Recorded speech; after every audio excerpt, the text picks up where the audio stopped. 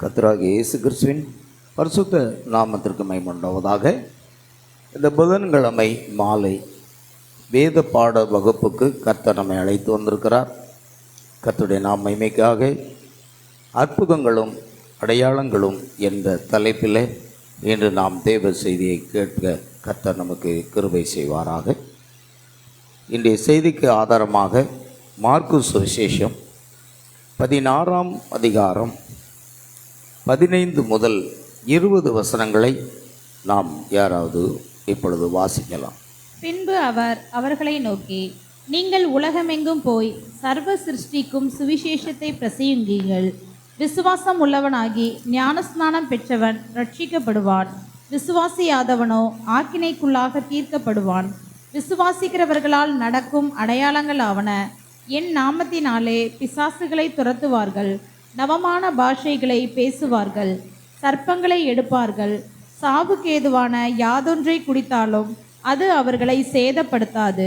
வியாதியஸ்தர் மேல் கைகளை வைப்பார்கள், அப்பொழுது அவர்கள் சொஸ்தமாவார்கள் என்றார். இவ்விதமாய் கர்த்தர் அவர்களுடனே பேசின பின்பு பரலோகத்துக்கு எடுத்துக்கொள்ளப்பட்டு தேவனுடைய வலது பாரிசத்தில் உட்கார்ந்தார். அவர்கள் புறப்பட்டு போய் எங்கும் பிரசங்கம் பண்ணினார்கள். கர்த்தர் அவர்களுடனே கூட கிரியை நடப்பித்து அவர்களால் நடந்த அடையாளங்களினாலே வசனத்தை உறுதிப்படுத்தினார். ஆமேன். வாசிக்கப்பட்ட வேத வசனங்களை கர்த்தர் நாமே ஆசீர்வதிப்பாராக. நாம் ஜெபிக்கலாம். அன்பின் பரலோக பிதாவே, உம்மை நன்றியோடு துதிக்கிறோம், ஸ்தோத்திரிக்கிறோம். கர்த்தாவே, ஆசீர்வதிக்கப்பட்ட அந்த மாலை வேளையிலும் கர்த்தராகிய இயேசு கிறிஸ்துவின் நாமத்திலே நாங்கள் கூடி வந்து உம்மை துதித்து பாட கர்த்தர் தந்த கிருபைக்காக நன்றி செலுத்துகிறோம். எப்பொழுதும் கர்த்தாவே, இன்றைய தினத்திற்கான வேத பாட வகுப்பு அற்புதங்களும் அடையாளங்களும் என்ற தலைப்பில் இந்த செய்தியை தியானிக்க பரிசுத்த ஆவியானவர் எங்களுக்கு உதவி செய்வீராக. எங்கள் ஒவ்வொருவரையும் பரிசுத்த ஆவியானவர் ஆட்கொள்ள வேண்டும் ஜெபிக்கிறோம். விசேஷமாக உங்களுடைய வார்த்தையை பேசக்கூடிய அடியனுடைய நாவுகளை உங்களுடைய அக்கினியினால் பரிசுத்தப்படுத்தி ஆண்டவரை அபிஷேகப்பட்ட வார்த்தைகளை அனுப்பவும் அநேக ஆத்மாக்களுக்கு பிரயோஜனமாக இந்த தேவ செய்தி காணப்படவும் கர்த்தர் கிருபை செய்ய வேண்டும் ஜெபிக்கிறோம். நீர் பொறுப்படுத்திக் கொள்ளும். சகல துதிகன மகிமையாவற்றும் முக செலுத்துகிறோம். கர்த்தராகிய இயேசு கிறிஸ்துவின் நாமத்தில் கேட்கிறோம் பிதாவே, ஆமென். உட்கார். இன்று நாம் வாசித்த அந்த வேத பகுதி, பிரியமானவர்களே, அற்புதங்களும் அடையாளங்களும், மிராக்கிள்ஸ் அண்ட் சைன்ஸ் என்ற தலைப்பில் இந்த செய்தியை நாம் கேட்க போகிறோம். இன்றைக்கு நான் என்ன செய்தியை பிரசங்கிக்கலாம் என்று தியானித்த பொழுது ஒரு செய்தியும் எனக்கு சரியாக கிடைக்கவில்லை. ஏனென்றால் இன்றைக்கு எனக்கு காலையிலிருந்து கொஞ்சம் வேலை அதிகமாக இருந்தது. ஆனாலும் ஆண்டவர் சமூகத்தில் இருந்த பொழுது எனக்கு ஒரு காரியத்தை நினைவு கூட்டினார். அற்புதங்களும் அடையாளங்களும் என்ற தலைப்பில் நாம் இந்த செய்தியை கொண்டு வருவதற்கு கர்த்தர் உதவி செய்வார். அதற்கு முக்கிய காரணம்,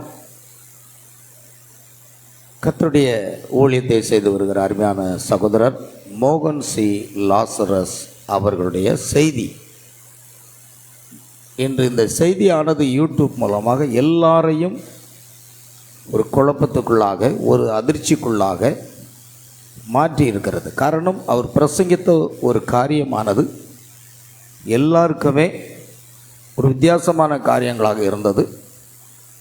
நான் நினைக்கிறேன், ஆவிக்குரிய விதமாக பார்த்தால் அவர் பேசினது சரியாகத்தான் இருக்கிறது. ஏனென்றால் உள்ளதை உள்ளதென்றும் இல்லதை இல்லதென்றும் சொல்லுங்கள். சகோதரர் மோசி லாசஸ் அவருடைய விசுவாசத்துக்கும் நம்முடைய விசுவாசத்துக்கும் அநேக வித்தியாசங்கள் உண்டு. ஆனாலும் சரியாக ஒரு காரியத்தை சொல்லும் பொழுது நாம் அதை ஏற்றுக்கொண்டு தான் ஆக வேண்டும். அநேகர் அதை குறித்து கண்டனம் பண்ணி பதிவுகளை வெளியிட்டிருக்கிறார்கள். அது என்ன என்று நாம் பார்த்து செய்திக்கு போவோம்.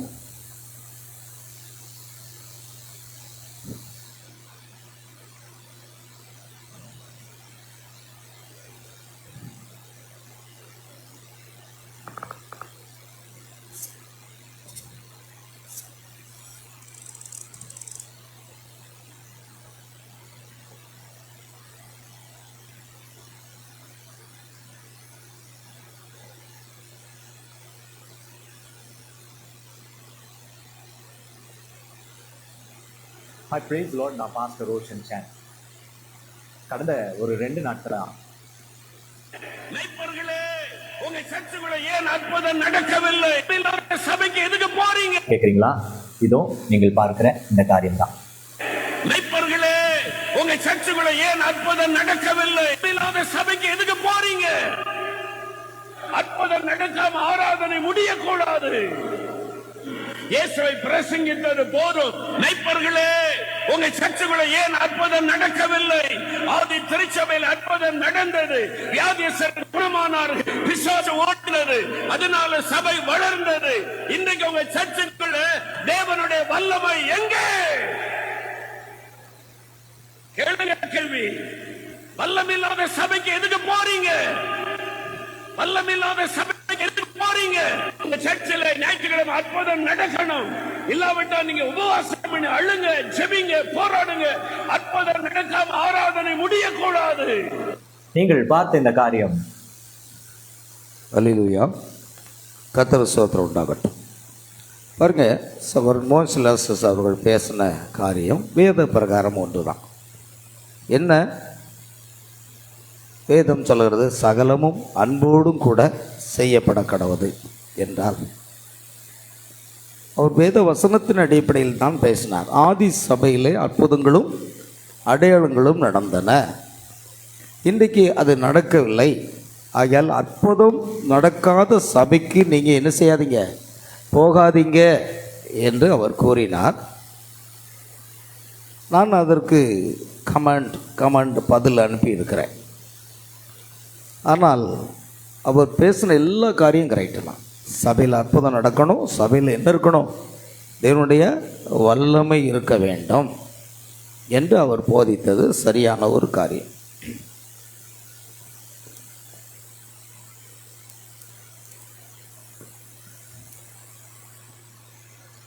அல்லேலூயா, சரியான ஒரு காரியத்தை தான் அவர் பேசினார். ஆனால் என்ன ஒரு குழப்பம் அப்படின்னா, அற்புதம் நடக்காத சபைக்கு போகாதீங்க என்று சொல்வதற்கு பதிலாக ஆதி சபையில் அற்புதங்கள் நடந்தது, அதிசயங்கள் நடந்தது. ஆனால் இன்றைக்கு அநேக சபைகளிலே அற்புதங்கள் அடையாளங்கள் என்பதே இல்லை. ஆனால் எல்லா சபைகளிலும் அற்புதங்கள் அடையாளங்கள் நடைவதற்காக நாம் உபவாசித்து என்ன செய்ய வேண்டும்? ஜெபிக்க வேண்டும். ஒரு ஆலோசனை சொல்லியிருப்பார். ஆனால் இது சர்ச்சைகளை உண்டு பண்ணியிருக்காது. ஏன்னா இன்றைக்கு தெரியும் நமக்கு, அநேக சபைகள் ஸ்தாபனங்களில் எல்லாமே குளிர்ந்த நிலையில் பாரம்பரியமாக இருக்கிறதுனாலே அவர்கள் எங்கு அற்புதம் நடக்கிறது, எங்கு சுகமாக்கப்படும், வியாதி எங்கே சுகமாக்கப்படும் என்று ஜனங்கள் நாடி ஓடுகிறார்கள். ஆனால் அற்புதமே நடக்காமல் ஒரு பாரம்பரியமான சபைகள் ஸ்தாபனங்கள் இருக்கத்தான் செய்கிறது. அவள் சொல்வதிலே தவறு அல்ல. ஆனால் அநேகர் பலவிதமான விமர்சனங்களை பண்ணி வேதத்தை அவர் புரட்டுகிறார், அது அப்படி செய்கிறார், அவர் கள்ளப்போதகர் அப்படின்னு என்னெல்லாமோ சொன்னாங்க. எனக்கு அது சரியில்லை. இப்பொழுது பேசின பாஸ்டர் ரோஷன் அவர்களும் சரியாக தான் பேசினார். ஆனாலும் வேதம் சொல்வது சகலமும் அன்போடும் கூட செய்யப்பட கடவுள், அன்போடு செய்கிற ஒரு காரியமாக இருக்க வேண்டும். அதனால் அவர் பேசினது வேதத்திலிருந்து தான் பேசினார். ஆமென். நாம் இப்பொழுது அந்த காரியத்தை பார்க்கிறோம், அது சரிதானா? விமர்சனங்களை வைக்கிறவர்கள் என்னை பொறுத்த அளவில் என்ன அப்படின்னா, அதாவது அவருக்கு விரோதமான விமர்சனங்களை வைக்கிறவர்கள் சபைகளில் அற்புதங்கள் அடையாளங்கள் நடைபெறாமல் இருக்கலாம். அதனால்தான் அவர்கள் கொதித்து எழுந்திருக்கிறார்கள் என்று நான் நினைக்கிறேன். ஆனால் நாம் அதை ஆதரிக்கிறோம். காரணம் என்னென்றால் அது வேத பிரகாரமானது. இப்பொழுது நாம் வாசித்தோம், மார்க் 16ஆம் அதிகாரம் 15 முதல் 20 வசனங்களை நாம் வாசித்தோம். அந்த வசனங்களை பார்க்கும் பொழுது அப்போஸ்தலருடைய காலத்தில் என்ன நடந்தது என்றால் அற்புதங்களும் அடையாளங்களும் என்ன செய்தது? நடந்தது. அது எதற்காக நடந்தது என்பதை அந்த வேத வசனத்திலேயே நாம் தெளிவாக என்ன செய்ய முடியும்? பார்க்க முடியும். இந்த கடைசி வசனத்தை பாருங்க. அவர்கள் புறப்பட்டு போய் எங்கும் பிரசங்கம் பண்ணினார்கள். கர்த்தர் அவர்களுடனே கூட கிரியைகளை நடப்பித்து அவர்களால் நடந்த அடையாளங்களினாலே வசனத்தை உறுதிப்படுத்தினார். ஆகையால் ஒரு சபை இருக்குமானால் நிச்சயம் அங்கு அற்புத அடையாளம் இருக்க வேண்டும். அதே நேரத்தில் அங்கு என்ன இருக்க வேண்டும் என்றால் தேவனுடைய வார்த்தை இருக்க வேண்டும். வெறும் அற்புதங்கள் அடையாளங்கள் மாத்திரம் இருந்து கொண்டு வார்த்தை இல்லை என்றால் ஒரு பிரயோஜனமும் இல்லை. அற்புதங்கள் அடையாளங்கள் அதோடு தேவனுடைய வார்த்தை. ஆனால் முதல்ல தேவனுடைய வார்த்தை. இன்றைக்கு பார்த்தீங்கன்னா அற்புத பெருவிழா, பேரின்ப பெருவிழா அப்படிலாம் நடத்துகிறாங்க. அங்கே வார்த்தை என்பது அதிகமாக இல்லை. அதிகமாக பாடல்களும் கடைசியில் சுகமளித்தல் ஆராதனையும் இதுதான் நடத்துகிறார். ஆனால் முதலாவது எது வேணும்? வார்த்தை வேணும். அவர்கள் புறப்பட்டு போய் எங்கும் பிரசங்கம் பண்ணினார்கள். முதல்ல வார்த்தையை அவர்கள் பிரசங்கம் பண்ணினார்கள். பின்பு கர்த்தர் அவர்களுடனே கூட கிரியைகளை நடப்பித்து அவர்களால் நடந்த அடையாளங்களினாலே வசனத்தை உறுதிப்படுத்தினார். அப்படியானால் பிரசங்கிக்கிற பிரசங்கி தேவனுடைய வார்த்தையை அபிஷேகத்தோடு பரிசுத்த ஆவியுடைய வல்லமையோடு பிரசங்கிக்க வேண்டும். அப்படி பிரசங்கிக்கும் போது கர்த்தர் அவர்களோடு சேர்ந்து அற்புதங்களையும் அடையாளங்களையும் நடப்பித்து வசனங்களை என்ன செய்கிறார்? உறுதிப்படுத்துகிறார். இப்போ வசனங்கள் பிரசங்கம் வார்த்தையை உறுதிப்படுத்துவதற்காக கண்டிப்பாக தேவனுங்க அற்புதங்களை அடையாளங்களும் செய்கிறார் என்று வேத பிரகாரமாக காணப்படுகிறார். ஆனால் ஒன்று, வெறும் அற்புதங்கள் அடையாளங்கள் மட்டும் சபையில் நடந்து அங்கு ரட்சிப்புக்குரிய பரலோகத்துக்குரிய இந்த கடைசி காலத்துக்குரிய சத்தியம் இல்லை என்றால் அதனாலும் பிரயோஜனம் இல்லை. முக்கியம்தான் சபையில் நடக்கிற ஒரு காரியம். இப்போ நீங்கள் பார்த்தீங்கன்னா பைபிளில் ஒரு காரியத்தை நான் சொல்ல விரும்புகிறேன். மத்தேயு சுவிசேஷம் 7ஆம் அதிகாரம், மத்தேயு 7:21. பரலோகத்தில் இருக்கிற என் பிதாவின் சித்தத்தின்படி செய்கிறவனே பரலோக ராஜ்யத்தின் பிரவேசிப்பானே அல்லாமல். கவனிங்க, பரலோகத்தில் இருக்கிற பிதாவின் சித்தத்தின்படி செய்கிறவனே பரலோக ராஜ்யத்தில் பிரவேசிப்பானை அல்லாமல். என்னை நோக்கி கர்த்தாவே கர்த்தாவே என்று சொல்லுகிறவன், கர்த்தாவே கர்த்தாவே என்று சொல்லுகிறவன் அதில் பிரவேசிப்பதில்லை. அந்நாளில் அநேகர் என்னை நோக்கி கர்த்தாவே கர்த்தாவே உமது நாமத்தினாலே தீர்க்க தரிசனம் உரைத்தோம் அல்லவா, உமது நாமத்தினாலே பிசாசுகளை துரத்தினோம் அல்லவா, உமது நாமத்தினாலே அநேக அற்புதங்களை செய்தோம் அல்லவா என்பார்கள். அப்பொழுது நான் ஒரு காலம் உங்களை அறியவில்லை, அக்கிரம செய்கைக்காரரே என்னை விட்டு அகன்று போங்கள் என்று அவர்களுக்கு சொல்லுவேன். சரி, போதும். இந்த வசனங்களை நம்ம பார்க்குறோம் பாருங்க. பரலோகத்தில் இருக்கிற பிதாவின் சித்தம் செய்கிறவன் தான் பரலோக ராஜ்யத்தில் பிரவேசிப்பானாமல். என்னை நோக்கி கர்த்தாவே கர்த்தாவே என்று சொல்கிறவன் அதில் பிரவேசிப்பதில்லை. அப்போ முக்கியம் தேவனுடைய சித்தம் நாம் செய்வது. இரண்டாவது, அந்நாளில் அநேகர், கடைசி நாட்களில் அநேகர் என்ன சொல்லுவாங்கன்னா, கர்த்தாவே கர்த்தாவே உம்முடைய நாமத்தினாலே தீர்க்க தரிசனம் உரைத்தோம் அல்லவா, உமது நாமத்தினாலே பிசாசுகளை துரத்தினோம் அல்லவா என்பார்கள். ஆனால் இயேசு என்ன சொல்வாராம்? அப்பொழுது நான் ஒரு காலம் உங்களை அறியவில்லை, அக்கிரம செய்கைக்காரரே என்னை விட்டு அகன்று போங்கள் என்று அவர்களுக்கு சொல்லுவேன். அல்லேலூயா. இப்போ ஏன் இயேசு கிறிஸ்துடைய நாமத்தில் அற்புதங்களையும் அதிசயங்களையும் அல்லது தீர்க்க தரிசனம் உரைக்கக்கூடிய பிசாசுகளை துரத்தக்கூடிய இவர்களை குறித்து இயேசு என்ன சொல்கிறார் என்றால், நான் உங்களை ஒரு காலம் அறியவில்லை, அக்கிரம செய்கைக்காரரே என்னை விட்டு அகன்று போங்கள் என்று சொல்லுவேன் என்று சொல்வதற்கு காரணம் என்ன? இப்போ அற்புதங்கள் அடையாளங்கள் ஒரு சபையிலே இருந்தால் மாத்திரம் அவர்கள் பரலோகம் போக முடியுமா என்றால் இல்லை. அங்கே என்ன இருக்கணும்? தேவனுடைய வார்த்தை இருக்கணும், சத்தியம் இருக்கணும். அதனால் ரெண்டு காரியம் இருக்கு. சபைகளில் எல்லா சபைகளும் அற்புதங்கள் அடையாளங்கள் நடக்காத சபைக்கு நீங்கள் என்ன செய்ய வேண்டாம்? போக வேண்டாம் என்று சகோதரர் மோகன் சி லாசரஸ் அவர்கள் சொல்லியிருக்கிறார். ஆனால் அதை என்னால் ஏற்றுக்கொள்ள முடியவில்லை. அல்லேலூயா, ஆமென். ஏனென்றால் வார்த்தை இருக்கும், அற்புதங்கள் அடையாமல் இல்லாமல் இருக்கலாம். வேத பிரகாரமாக நீங்கள் பார்த்தீங்கன்னா வேதம் சொல்லுகிறது, யோவான் ஸ்நானகன் ஒரு அற்புதமும் செய்யவில்லை, இல்லையா? யோவான் ஸ்நானகன் அது அந்த வசனம் தெரிஞ்சுன்னா நீங்கள் சொல்லுங்கள், டக்குன்னு மாற்றிக்கலாம். யோவான் ஸ்நானகன் நினைச்சான்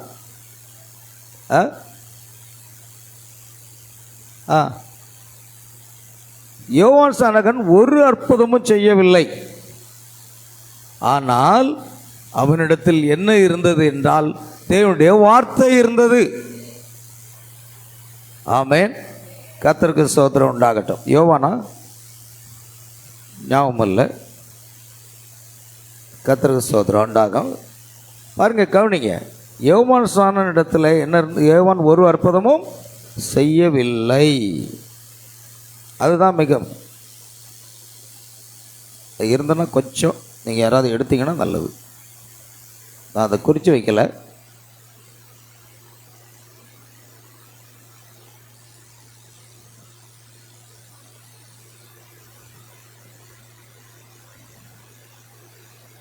சரி, நீங்கள் எடுத்தீங்கன்னா அப்புறம் சொல்லுங்கள். யோவான் ஸ்நானகன் ஒரு அற்புதமும் செய்யவில்லை என்றும், அல்லேலூயா, ஆனால் அவனிடத்தில் என்ன இருந்தது? தேவனுடைய வார்த்தை இருந்தது. அவன்தான் இயேசு கிறிஸ்துவை இதோ உலகத்தின் பாவங்களை சுமந்து தீர்க்கிற தேவ ஆட்டுக்குட்டி என்று சுட்டு காண்பித்த ஒரு தீர்க்கதரிசி மாத்திரமல்ல. இயேசு சொன்னார், ஸ்திரீனிடத்தில் பிறந்தவர்களிடத்தில் யோவான் பார்க்கிலும் பெரிய தீர்க்கதரிசி ஒருவனும் இல்லை என்று சாட்சியம் கொடுத்தார். ஆனால் பாய்ங்களேன், எனக்கு அந்த முக்கிய வசனம் யாராவது எடுத்தீங்கன்னுங்க. யோவான் 10 எடுங்கள் கரெக்டாக. யோவான் சுவிசேஷம், ஏன்னா இது நமக்கு முக்கியம். அந்த செய்தி ஒரு முக்கியமான செய்தி. அநேகர் அவரிடத்தில் வந்து யோவான் 10 அநேகர் அவரிடத்தில் வந்து யோவான் 10:41 அநேகர் அவரிடத்தில் வந்து யோவான் ஒரு அற்புதத்தையும் செய்யவில்லை. பாருங்க, யோவான் ஒரு அற்புதமும் செய்யவில்லை. ஆகிலும் இவரை குறித்து யோவான் சொன்னதெல்லாம் மெய்யா இருக்கிறது. பார்த்தீங்களா? அவன் சொன்னது அல்லது அவன் பிரசங்கித்த காரியமெல்லாம் உண்மையாக இருக்கிறது. ஆனால் அவன் என்ன செய்யலையா? ஒரு அற்புதமும் செய்யவில்லை. அற்புதம் செய்யாத சபைக்கு போகாதீங்க அப்படின்னு நம்ம சொல்லும்போது கொஞ்சம் யோசிக்கணும், வேதவசனம் என்ன இருக்கு. அப்போ யோவான் தீர்க்கதரிசி, இயேசு சொன்னார், ஸ்திரீனிடத்தில் பிறந்தவர்களில் யோவான் ஸ்நானனை பார்க்கிலும் பெரிய தீர்க்கதரிசி ஒருவனுமே இல்லை என்று சாட்சி கொடுத்தார். ஆனால் நடந்தது என்ன? அவன் ஒரு அற்புதமும் செய்யவில்லை என்று வேத வசனம் இருக்கிறது. ஆனால் அவனிடத்தில் என்ன இருந்தது? தேவனுடைய வார்த்தை இருந்தது, தேவனுடைய செய்தி இருந்தது. அல்லேலூயா. ஆகையால் இயேசு அவனை குறித்து சாட்சி கொடுத்தார்னு பார்க்கணும். அநேகர் அவனிடத்திலே விசுவாசம் உள்ள ஆனார்கள் என்று எழுதியிருக்கிறார். சரிதானா? சரி, கவனிங்க. அப்போ அற்புதம் செய்யவில்லை என்றாலும் நடக்கிற சம்பவம் என்னன்னா, அல்லேலூயா, வார்த்தை இருந்தது. அதனால் அற்புதம் நடக்கலை அப்படின்னு சொன்னால் நாம் உடனே நம்ம தவறு என்று சொல்லிவிடக்கூடாது. அங்கு என்ன இருக்கிறதா என்று பார்க்க வேண்டும், வார்த்தை இருக்க வேண்டும். எல்லாவற்றுக்கும் மேலானது என்ன? தீர்க்க தரிசனங்களானாலும் ஓய்ந்து போகும், அந்நிய பாஷையினாலும் ஒழிந்து போகும். ஆனால் தேவனுடைய வார்த்தை, அன்பு ஒரு காலம் ஒழியாது. அன்பு என்றால் தேவன், தேவன் தான் அன்பு என்றால் அவர்தான் வார்த்தை. ஆகையால் வார்த்தை இல்லாமல் அற்புதங்களும் அடையாளங்களும் தீர்க்க தரிசனங்களும் பிசாசுகளை துரத்துகிறதும் எல்லாம் இருந்தாலும் அது ஒன்றும் பிரயோஜனம் இல்லாமல் போய்விடும். ஆமென். பொதுவாக அது என்னவா இருக்க வேண்டும்? தேவனுடைய வார்த்தை இருக்கக்கூடிய ஒரு சபையை நீங்கள் என்ன செய்ய வேண்டும்? தெரிந்து கொள்ள வேண்டும். முழு வேதாகமத்தையும், இந்த கடைசி கால தீர்க்கதரிசி சொல்லுகிறார், முழு வேதாகம சத்தியத்தையும் அல்லது முழு சுவிசேஷத்தையும் பிரசங்கிக்கக்கூடிய ஒரு சபையை என்ன செய்ய? தெரிந்து கொள்ளுங்கள் என்று சொல்றார். அல்லேலூயா. அந்த முழு வேதாம சத்தியத்தை பிரசங்கிக்கக்கூடிய ஒரு சபையாக அது இருக்க வேண்டும். ஆமென். அல்லேலூயா. கர்த்தருக்கு மகிமை உண்டாகட்டும். கவனிங்க பிரியமான தேவ பிள்ளைகளே, அதனால் கவனிக்க வேண்டிய ஒரு காரியம் என்னவென்றால், அல்லேலூயா, தேவனுக்கே மகிமை உண்டாவதாக, அற்புதங்களும் அடையாளங்களும் நடப்பிக்கின்ற ஒரு காரியமாக இருக்கலாம். ஆனால் அங்கு முக்கியம் என்ன இருக்கணும்? யோவான் ஸ்நானகன் ஒரு அற்புதமும் அடையாளமும் செய்யலைன்னு பைபிளில் இருக்கு. ஆமென். ஆனால் அவனிடத்தில் என்ன இருந்தது? அந்த மணி நேரத்துக்கான தேவனுடைய வார்த்தை இருந்தது. அவர்தான் இயேசுவை உலகத்தின் பாவங்களை சுமந்து இருக்க தேவாட்டுக்குட்டி என்று உலகத்துக்கு அறிமுகப்படுத்துகிற ஒரு தேவனுடைய தீர்க்கதரிசியாக இருந்தார். ஆகிய அற்புதங்கள் இல்லை என்பதற்காக ஒரு சபைக்கு போகாமல் இருப்பது சரியல்ல. புரிகிறதா? சரி, ஏன்னா அது வேதத்தின்படி இருக்க வேண்டும். இரண்டாவது ஒரு காரியத்தை பார்ப்போம். இப்போ கவனிங்க, அப்போ வெறும் அற்புதங்கள் அடையாளங்கள், ஆண்டவரே உம்முடைய நாமத்தில் தீர்க்கதரிசனம் உரைத்தோமே, உம்முடைய நாமத்தில் பிசாசுகளை துரத்தினோமே, இப்படி நாமத்தில் அற்புதங்களை செய்தோமே, அப்போ ஏன் ஆண்டவர் அவர்களை அக்கிரம செய்காரே என்று சொல்கிறார் என்ற அர்த்தம் என்னென்னா, அவருடைய வெறும் அற்புதங்களும் அடையாளங்கள் பிசாசுகளை துரத்துறது தீர்க்கதரிசனம் மாத்திரமா இருந்தது. ஆனால் என்ன இல்லை? தேவனுடைய வார்த்தை இல்லை. அதனால தான் இயேசு அக்கிரம செய்காரே என்று சொல்லுகிறார். கடைசி நாளில் அப்படி தான் சொல்லுவாராம். அப்போ வார்த்தையை முக்கியத்துவப்படுத்தாம பாவ மன்னிப்பு, ரட்சிப்பு, பாவ மன்னிப்புக்கு என்று கர்த்தராகிய இயேசு கிறிஸ்து நாமத்தினாலே ஞானஸ்நானம், பரிசுத்த ஆவியின் அபிஷேகம், வேறு பிரிக்கப்பட்ட ஜீவியம், ஆமென், இதையெல்லாம் பிரசங்கிக்கிற ஒரு சபையை தெரிந்து கொள்ளுங்க. அல்லேலூயா. இதையெல்லாம் பிரசங்கிக்கிற ஒரு சபையை தெரிந்து கொள்ளுங்க. சொல்லப்போனா தேசத்தில் குடியிருந்து சத்தியத்தை மேய்ந்து கொள்ளணும். முதல்ல வார்த்தை தான். அல்லேலூயா. ஆகையால் அற்புதங்களும் அடையாளங்களும் என்பது தேவன் தமது சத்தியத்தை உறுதிப்படுத்துவதற்காக செய்யும் அதிசய கிரியைகளாகும். ஆமென். இது மனித வல்லமையால் செய்ய முடியாதது. தேவனுடைய வல்லமையால் மட்டுமே அது செய்ய முடியும். தேவனுடைய வல்லமையால் மட்டும்தான் நடக்கக்கூடிய ஒரு காரியம். ஆகையால் அற்புதம் என்றால் என்ன? முதலாவது, அற்புதம் என்பது இயற்கையின் சாதாரணமான காரியங்களை மீறி தேவன் செய்த அதிசயம். அதாவது miracle, miracle, other healing, other sign, இப்படி ஒவ்வொன்றாமா சொல்லலாம். மிராக்கிள், சைன், ஹீலிங் என்று நாம் சொல்லுவோம். ஆகையால் பாருங்கள், யோவான் 2:11 இயேசு இவ்வாறு தம்முடைய அற்புதங்களின் ஆரம்பத்தை கானா ஊரில் கல்யாண வீட்டில் செய்து தேவனுடைய மகிமையை வெளிப்படுத்துகிறார். அப்போ அற்புதங்கள் நடப்பது ஒரு என்ன காரியம்? தேவனுடைய நாமத்தை மகிமைப்படுத்துகிற ஒரு காரியத்திற்கு அற்புதங்கள் செய்யப்படுகிறது. புரிகிறதா? ஒரு இடத்துல ஒரு அற்புதம் நடக்கு அப்படின்னு சொன்னால் அது தேவனுடைய நாம மகிமைக்காக செய்யப்படக்கூடிய ஒரு காரியம்.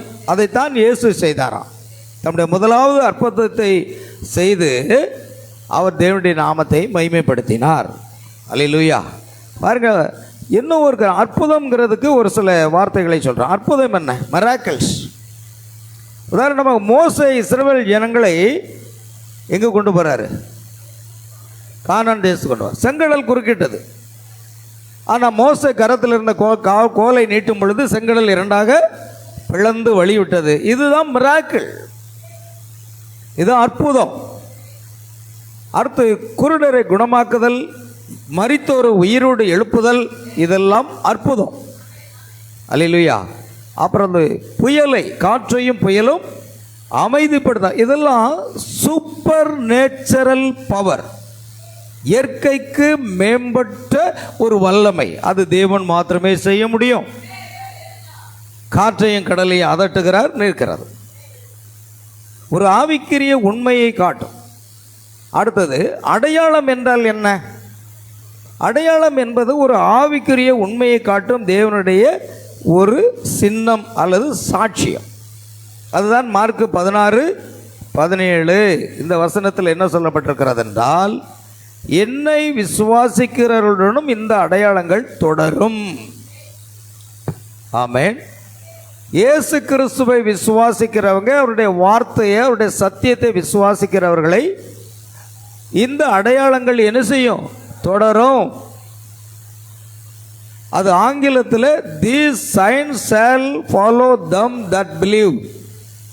விசுவாசிக்கிறவர்கள் இந்த அடையாளம் என்ன செய்யும்? தொடரும்.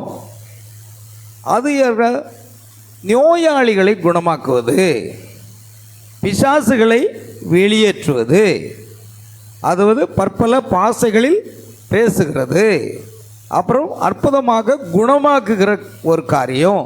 இது எல்லாமே என்னவா இருக்குன்னா அடையாளங்கள் என்று சொல்லப்படுகிற ஒரு காரியம். ஆகிய இந்த அடையாளங்கள் தொடரும் என்று மார்க்கு 16:20 சொல்லுகிறார். அல்லேலூயா. பாருங்க, அற்புதங்கள் செய்வதற்கு தேவனுக்கு ஒரு நோக்கம் இருக்கிறதுங்க. அந்த நோக்கம் என்ன?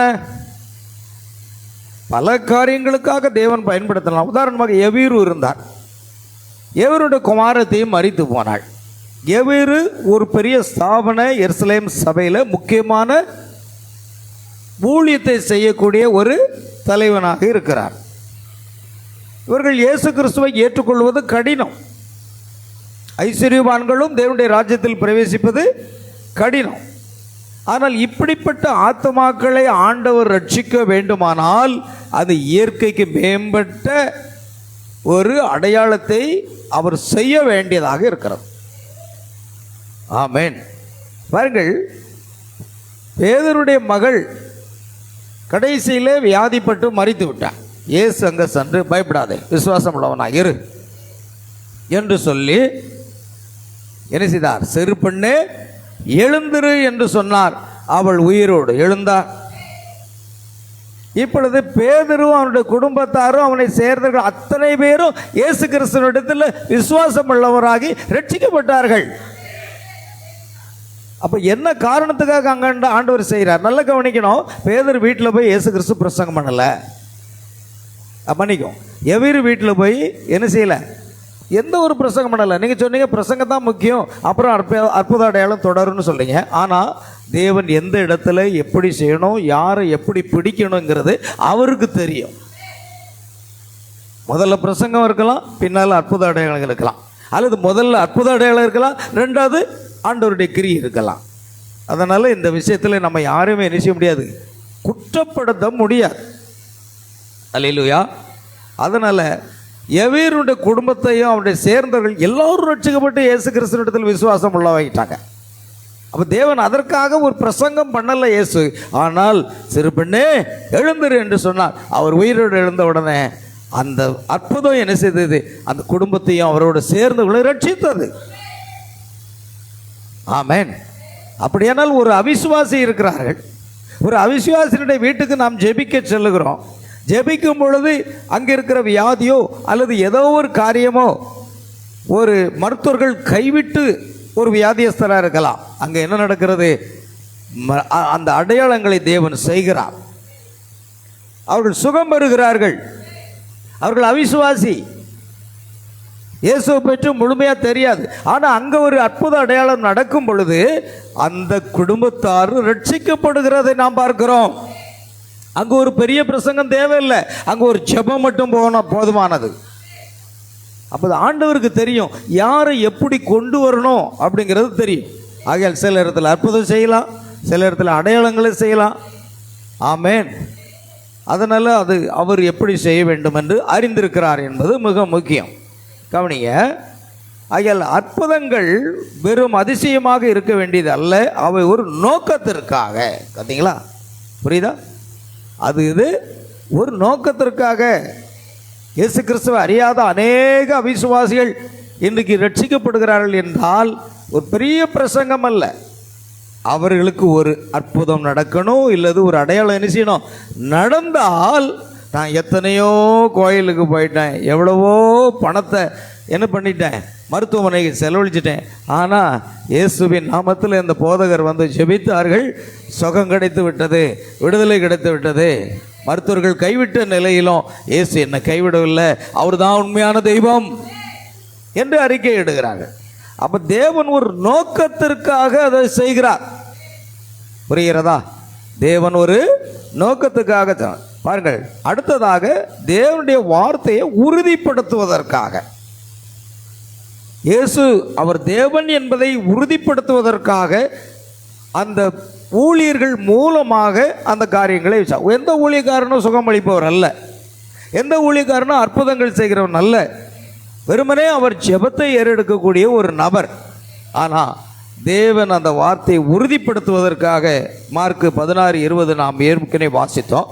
கர்த்தர் அவர்களுடனே, அதாவது அவர்கள் எங்கும் சென்று சுவிசேஷத்தை பிரசங்கம் பண்ணினார்கள். கர்த்தர் அவர்களுடனே கூட கிரியைகளை நடப்பித்து அவர்களால் நடந்த அடையாளங்களினாலே வசனத்தை உறுதிப்படுத்தினார். அப்படின்னா வசனத்தை உறுதிப்படுத்துறதுக்காக தேவன் சில இடங்களில் அற்புதம் செய்கிறார். உதாரணமாக கொர்நேலியு வீட்டுக்கு போவோம். கொர்நேலியு வீட்டில் நீங்கள் பார்த்தீங்கன்னா அவன் ஒரு புறஜாதி, ஆகையால் அவன் முதல்ல பேதுருக்கு இயேசு கொடுத்த அந்த தரிசனத்தின் அடிப்பில் தீட்டுள்ள எவையும் நான் புசிக்க மாட்டேன் என்று சொன்னான். நீ சந்தேகப்படாதே, நீ போ என்று சொன்னார். கொர்நேலியு இடத்திலே தேவன் பேசுகிறார். யோப்பா பட்டணத்தில் ஆள் அனுப்பி பேதுரு என்பவனை கொண்டு வா என்று சொல்லி பேதுரு அங்கே போகிறான். அங்கு என்ன செய்கிறார்? கொர்நேலியு தன் வீட்டார் அனைவரும், தன்னுடைய நண்பர்கள், தன்னுடைய சிநேகிதர்கள், தன்னுடைய உறவினர்கள் எல்லாரையும் அழைத்து ஒரு வீட்டு கூட்டம் அங்கு ஆயத்தமாக்கப்படுகிறார். அந்த இடத்துல சென்று என்ன செய்கிறார்? பேதுரு தேவனுடைய வார்த்தையை பிரசங்கிக்கிறார். அல்லேலூயா. இயேசு கிறிஸ்துவை குறித்து. அது அப்போஸ்தலர் 10ஆம் அதிகாரத்தில் நீங்கள் பார்த்தீங்கன்னா அது தெரியும். கர்த்தருக்கு ஸ்தோத்திரம் உண்டாகட்டும். அப்போஸ்தலர் 10ஆம் அதிகாரத்தை பாருங்க.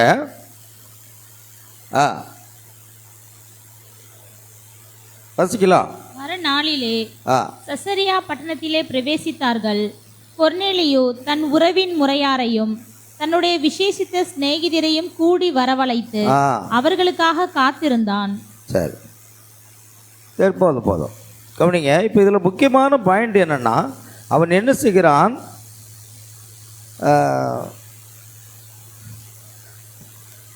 பாருங்கள், பேதுரு கொர்நேலியினால் தன்னிடத்தில் அனுப்ப பண்ண சொல்லி இறங்கி போய் அங்கே என்ன செய்யறான்? அவங்க வீட்டில் கூடியிருந்தார்கள். கூடியிருந்தவர்களுக்கு மத்தியில் என்ன நடக்கிறது என்பதை பாருங்க.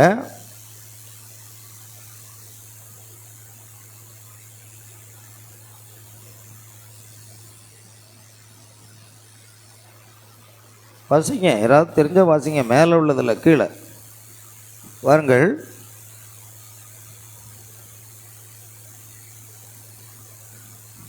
எல்லாருக்கும் கர்த்தராகிய இயேசு கிறிஸ்துவை கொண்டு அவர் சமாதானத்தை சுவிசேஷமாய் கோரி இஸ்ரவேல் பத்திற்கு அனுப்பி வார்த்தையை அறிந்திருக்கிறீர்களே அப்படின்னு சொல்லி அவர் பிரசங்கம் பண்ண ஆரம்பிக்கிறார்.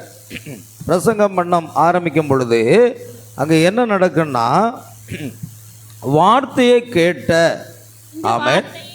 இந்த வார்த்தைகளை பேதுரு 44 இந்த வார்த்தைகளை பேதுரு பேசிக்கொண்டிருக்கையில் வசனத்தை கேட்டவர்கள் யாவர் மேலும் பரிசுத்த ஆவியானவர் இறங்கினார்.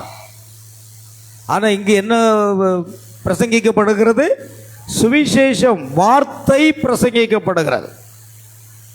தேவன் அதை உறுதிப்படுத்துவதற்காக இந்த வசனங்களை, வார்த்தையை கேட்ட யாவர் மேலும் பரிசுத்த ஆவியானவர் இறங்கினார். தேவன் வார்த்தைகளை ஊழியக்காரர்கள் பேசும் பொழுது தேவன் அதை உறுதிப்படுத்துகிறார் அற்புதங்கள் அடையாளங்கள் மூலமாக. அவர்கள் பல பாஷைகளை பேசுகிறதையும் தேவனை புகழ்கிறதையும் பேதரோடு கூட வந்திருந்த விருத்த சேதனமுள்ள அந்த யூதர்கள் கேட்கும்போது பரிசுத்த ஆவியின் வரம் புறஜாதிகள் மேலும் பொழிந்தருளப்பட்டதை குறித்து பிரமித்தார்கள். அப்பொழுது பேரு நம்மை போல பரிசுத்த ஆவி பெற்ற இவர்களும் ஞானஸ்தானம் பெறாதபடி அவனாக விளக்கலாமா? இப்போ இதுதான் முக்கியம். வெறும் அற்புதங்கள், அடையாளங்கள், தீர்க்க தரிசனம், பிசாசு துரத்தல் இவெல்லாம் சபைகளில் இருந்து நீங்கள் ஞானஸ்தானத்தை போதிக்கலைன்னா நீங்கள் தவறு செய்கிறீர்கள். நீங்கள் அநேகர் ஞானஸ்தானத்தை பேசுகிறதில்ல. ஏன்னா அது குழந்தை ஞானஸ்தானமா, தெளிப்பு ஞானஸ்தானமா, பிதாகுமாரன் பரிசுத்த ஆவி பட்ட பேரில் ஞானஸ்தானமா, கர்த்தராகிய இயேசு கிறிஸ்து நாமத்தில் ஞானஸ்தானமா, இந்த குழப்பத்துக்கு மத்தியில் அநேக போதர்கள் என்ன செய்கிறதில்ல?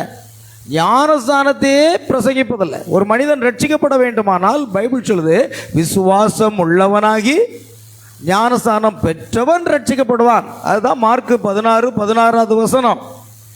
விசுவாசம் உள்ளவனாகி ஞானஸ்தானம் பெற்றவன் தான் ரட்சிக்கப்படுவான்.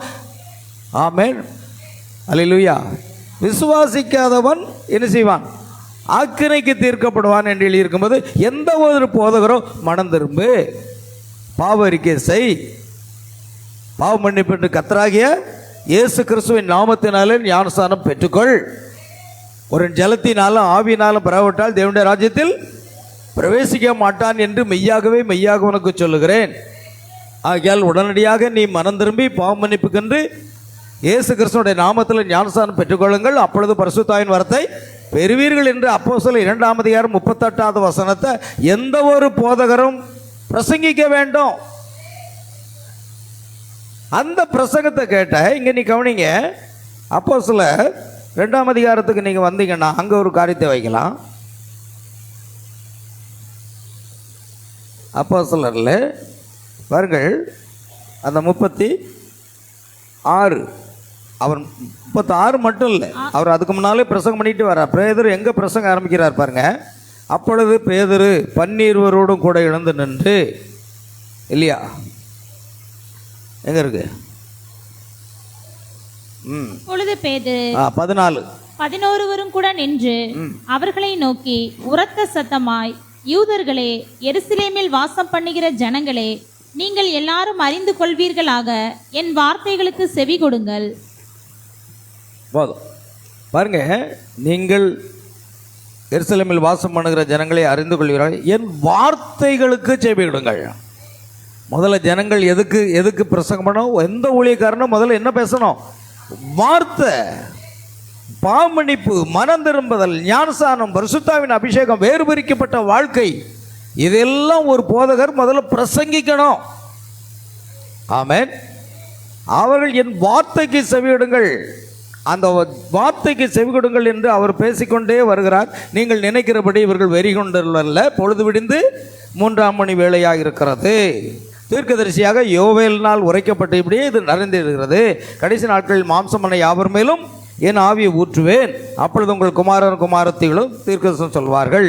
இதெல்லாம் சொல்லிட்டு கடைசியில் அவர் என்ன செய்கிறார்னா, அப்பொழுது கர்த்தருடைய நாமத்தை தொழுது கொள்கிறவன் ரட்சிக்கப்படுவான். இங்கே நீங்கள் கவனிக்கணும், கர்த்தருடைய நாமம் என்பது என்ன? கர்த்தராகிய இயேசு கிறிஸ்து. கர்த்தருடைய நாமத்தினாலே வருகிறவர் ஸ்தோத்திரிக்கப்பட்டவர்.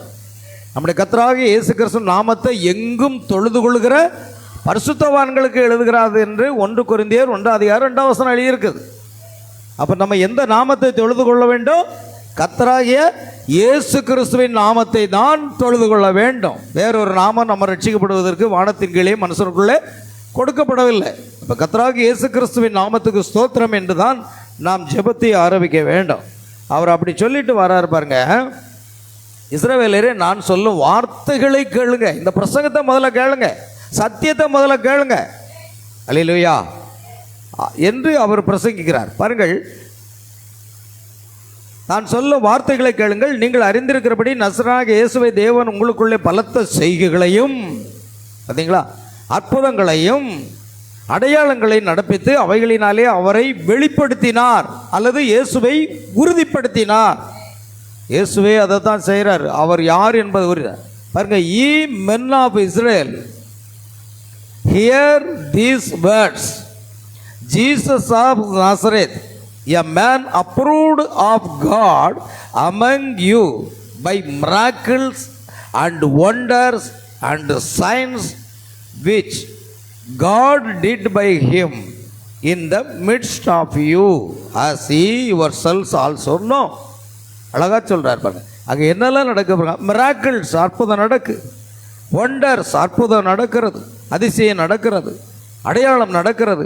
இதையெல்லாம் செய்து இயேசு தன்னை நிரூபித்து காண்பிக்கிறார். அப்போ இயேசுவின் மூலமாக வார்த்தை பிரசங்கிக்கப்படுகிறது. அதே நேரத்தில் என்ன செய்கிறது? அற்புதங்கள், அடையாளங்கள் எல்லாமே நடக்கிறது. அப்போ ரெண்டும் தேவை. உங்கள் சபையில் அற்புதமும் அடையாளமும், இயேசு விடுவிக்கிறார், இயேசு சுகமளிக்கிறார், இயேசு அழைக்கிறார்னு சொல்லி என்னெல்லாமோ பேர் வச்சிருக்கிறோம். எல்லாம் வச்சு வெறும் அற்புதங்கள், அடையாளங்கள், பிசாசுகளை துரத்துகிறது, இப்படிப்பட்ட காரியங்கள் இருக்குமானால் வசனம் இல்லை, சத்தியம் இல்லை, ரட்சிப்பு இல்லை, அப்படிப்பட்ட காரியங்கள் இங்கு இல்லாமல் இருந்தால் அது அந்த சபை எந்த விசுவாசிக்கும் பிரயோஜனப்படாது, அவிசுவாசிகளுக்கு பிரயோஜனப்படும். அல்லேலூயா. அப்போ என்ன இருக்க வேண்டும்? வார்த்தை முதலாவது இருக்க வேண்டும், பின்பு அற்புதங்களும் அடையாளங்களும் அதிசயங்களும் எல்லாமே இருக்க வேண்டும். ஒன்று இருந்து ஒன்று இல்லை என்றால் அது பிரயோஜனப்படாது. அல்லேலூயா. பாருங்க, அடுத்தது கவனிங்க. 26வது வசனத்தை நாம் பார்க்கிறோம். 26 அல்ல, 36. ஆகையினால் நீங்கள் சிலுவையில் அறைந்த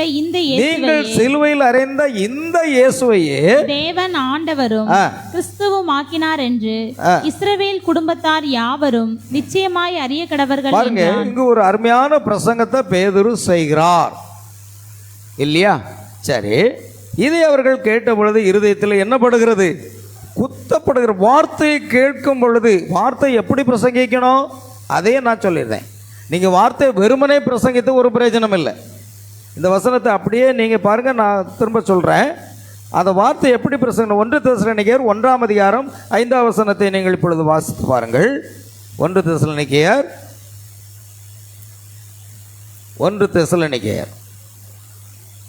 1ஆம் அதிகாரம் 5ஆம் வசனம்.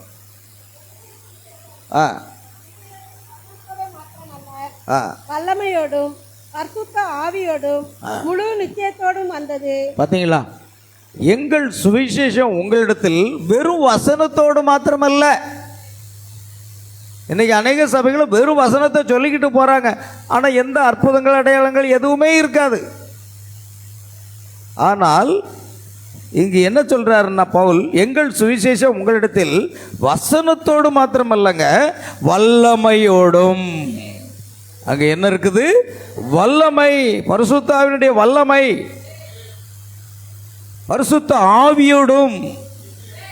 ஒரு போதகர் பரிசுத்த ஆவியை பெறாமல் போதிப்பதற்கு இன்னும் தகுதியாக ஆகவில்லை என்ற அர்த்தம். உன்னதத்திலிருந்து வரக்கூடிய அந்த பலனால் தற்பிக்கப்படும் வரைக்கும் எருசலேமில் இருங்க.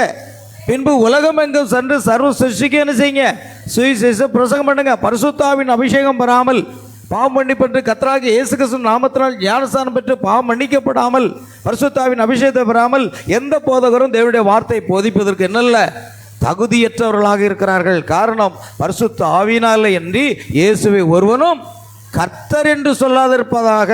கர்த்தர் என்று சொல்வதற்கு பரிசுத்த ஆவியுடைய அபிஷேகம் வரணும்னா, தேவனுடைய வார்த்தையை பிரசங்கிப்பதற்கு பரிசுத்த ஆவியுடைய அபிஷேகம் இல்லாதவர்கள் தேவனுடைய வார்த்தையை பிரசங்கிப்பதற்கு இன்னும் தகுதியாகலன்னு அர்த்தம். முதலாவது காத்திருந்து என்ன செய்யணும்? பரிசுத்த ஆவியின் அபிஷேகம் பெற்றுக்கொள்ளணும். அல்லேலூயா. பாருங்க, எங்கள் சுவிசேஷம் உங்களிடத்தில் வசனத்தோடு மாத்திரமல்ல, வல்லமையோடும் பரிசுத்த ஆவியோடும் முழு நிச்சயத்தோடும் புறப்பட்டு வந்தது. நாங்களும் உங்களுக்குள்ளே இருந்தபோது உங்கள் நிலைமை எப்படிப்பட்டார்களா? சரி, போதும். அப்போ கவனிங்க. அப்போ தேவனுடைய சுவிசேஷம் பிரசங்கிக்கும் பொழுது வெறும் வசனம் மட்டும் இல்லைங்க, அது வல்லமையோடு வரணும், பரிசுத்த ஆவியோடு வரணும், முழு நிச்சயத்தோடு வரணும். அப்பொழுதுதான் அந்த பேதுரு பிரசங்கித்த பொழுது முழு நிச்சயத்தோடும் வல்லமையோடும் அவர் பிரசங்கித்தார். அப்படி பிரசங்கத்தை போது என்ன நடந்தது? அங்கே நடந்தது என்னன்னா, அல்லேலூயா, பாருங்க, அப்போஸ்தலர் 2:36 ஆகையினால் நீங்கள் சிலுவையில் இருந்த இந்த இயேசுவையே தேவன் ஆண்டவரும் கிறிஸ்துவுமாக்கினார் என்று இஸ்ரவேல் குலத்தார் யாவரும் நிச்சயமாய் அறிய கடவர்கள் என்றார். கவனிங்க, therefore let all the house of Israel know assuredly that God hath made that same Jesus whom ye have crucified both Lord and Christ. அவர் கர்த்தரும் கிறிஸ்துவும், தமிழில் ஆண்டவரும் கிறிஸ்துவம்னு சொல்லியிருக்கோம், ஆனால் ஆங்கிலத்தில் லார்டு அண்ட் கிரைஸ்ட், கர்த்தரும் கிறிஸ்துவும் இயேசு கிறிஸ்து ஒருவர் தான், ஒரே நபர் தான். இதை அவர்கள் கேட்ட பொழுது இருதயத்தில் கூட்டப்பட்டவர்களாகி பேதுருவை மற்ற அப்போஸ்தலரையும் பார்த்த, சகோதரரே நாங்கள் என்ன செய்ய வேண்டும்? அல்லேலூயா. இருதயத்தில் குத்தப்படுற அளவுக்கு அங்கே அவர் பரிசுத்த ஆவிக்காக 10 நாட்கள் காத்திருந்து பரிசுத்த ஆவியின் அபிஷேகம் பெற்று வார்த்தையை பிரசங்கிக்கிறார். ஏன்னா வார்த்தை பரிசுத்த ஆவியினுடைய அபிஷேகம் இல்லாமல் யாருக்கும் பிரசங்கிப்பதற்கு தகுதி கிடையாது. அல்லேலூயா. ஆகையால் வல்லமையோடு அவர் பிரசங்கிக்கும் பொழுது இதை கேட்ட பொழுது அவருடைய இருதயத்திலே குத்தப்பட்டவர்களாகி பேதுருவை மற்ற அப்போஸ்தலரையும் பார்த்த, சகோதரர் நாங்கள் என்ன செய்ய வேண்டும் என்றார்கள். பேதுரு அவர்களை நோக்கி, நீங்கள் மனம் திரும்பி ஒவ்வொருவரும் பாவ மன்னிப்புக்கென்று இயேசு கிறிஸ்துவின் நாமத்தினாலே ஞானஸ்நானம் பெற்றுக்கொள்ளுங்கள், அப்பொழுது பரிசுத்த ஆவியின் வரத்தை பெறுவீர்கள். பார்த்தீங்களா? அல்லேலூயா. ஆனால் இன்றைக்கு சபைகளும் ஸ்தாபனங்களும் இயேசு கிறிஸ்துனுடைய நாமத்தில் ஞானஸ்நானம் கொடுப்பதற்கு பதிலாக பிதா குமாரன் பரிசுத்த ஆவி என்ற பட்ட பெயர்களை கொடுக்கிறார். பிதா குமாரன் பரிசுத்த ஆவியினுடைய பெயர் கர்த்தராகிய இயேசு கிறிஸ்து. அல்லேலூயா. அந்த உள்ளான அர்த்தத்தை புரிந்து கொள்ளாதபடி செய்கிறாங்க. சரி, இப்படி அவர்கள் ஞானஸ்நானம் பெறுவதற்கு பாருங்க, அங்கே என்ன சொல்லப்படுது?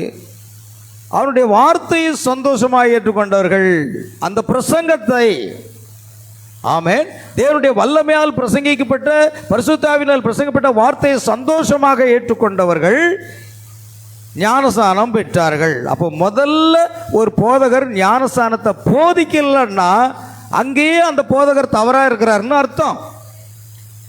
ஏன்னா விசுவாசம் உள்ளவனாகி ஞானஸ்நானம் பெற்றவன் தான் என்ன செய்வான்? ரட்சிக்கப்படுவான். நீங்கள் ஞானஸ்நானத்தையே பிரசங்கம் பண்ண மாட்டோம், வெறும் அற்புத அடையாளம் இதைத்தான் நீங்கள் சொல்லிக்கிட்டு இருப்பீங்கன்னா என்ன பிரயோஜனம்?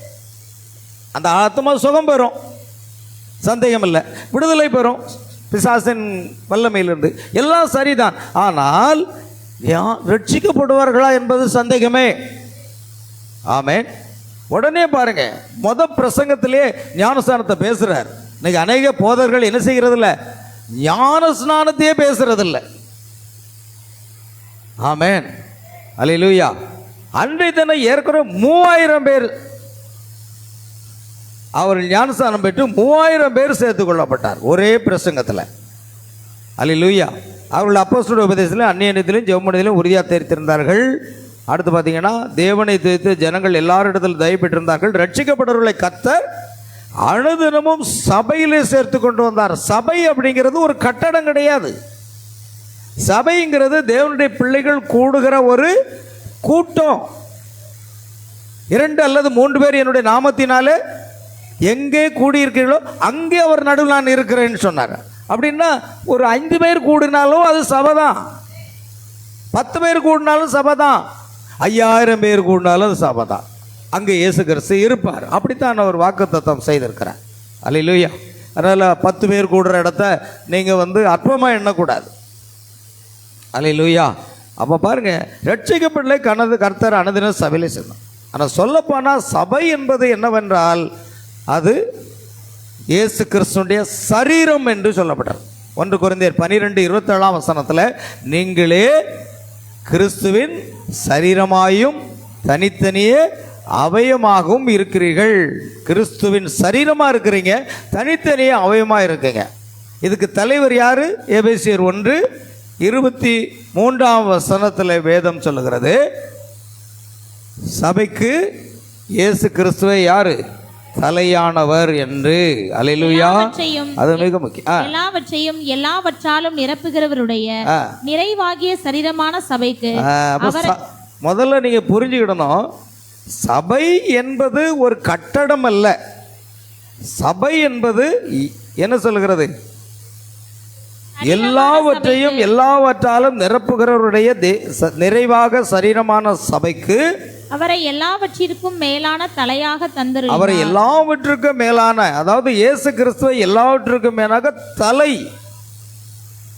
நாம சரீரம். எத்தனை சபை உண்டு? ஒரே சபை தான் உண்டு. அதில் சின்ன சின்ன பிரான்ச்சஸ், பிரிவுகள். இயேசு கிறிஸ்துவோட சபை ஒன்று தான். இந்த கல்லின் மேல் என் சபையை கட்டுவேன் தான் சொன்னார், சபைகளை கட்டுவேன்னு சொல்லலை. இயேசு சொன்னார், இந்த கல்லின் மேல் என் சபையை கட்டுவேன். அப்ப சபை என்பது கிறிஸ்துவனுடைய சரீரம். அந்த சரீரத்தில் இந்த உலகத்தில் நீங்கள் எங்கே இருந்தாலும் சரி, எந்த தேசத்தில் இருந்தாலும் சரி, நீங்கள் இயேசு கிறிஸ்துவை ஏற்றுக்கொண்டு பாவரிக்கை செய்து இயேசு கிறிஸ்துவ நாமத்தில் ஞானஸ்நானம் பெற்றால் அவர்களை ரட்சிக்கப்பட்ட கர்த்தர் அனுதினமும் சபையில் சேர்க்கிறார். எந்த சபையில் சேர்க்கிறார்? இன்றைக்கு அநேக சபைகள் இருக்கிற அநேக ஸ்தாபனங்கள். ஆனால் பெந்தெகோஸ்தே நாளில் அப்போஸ்தலருடைய அந்த காலத்தில் எருசலேம் சபை மட்டும்தானே இருந்தது. எருசலேம் தேவாலயம் மட்டும்தானே இருந்தது. அல்லேலூயா. அந்த தேவாலயங்கள் அதிகமாக இல்லை, 1-2 இருக்கலாம். ஆனால் அதுதான் சபை என்று கூறிவிட முடியாது. புதிய ஏற்பாட்டில் சபை என்று சொல்கிறது இயேசு கிறிஸ்துடைய சரீரம்.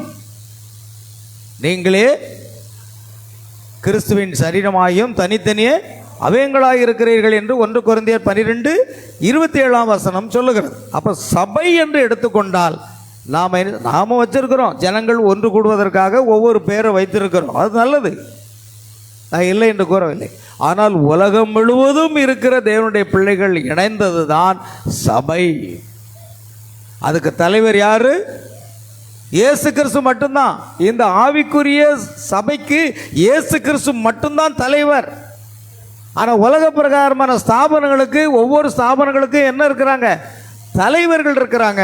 ஆனால் ஆவிக்குரிய சபைக்கு இயேசு கிறிஸ்து மட்டும்தான் தலைவர் என்று வேதம் சொல்லுகிறோம். அல்லேலூயா.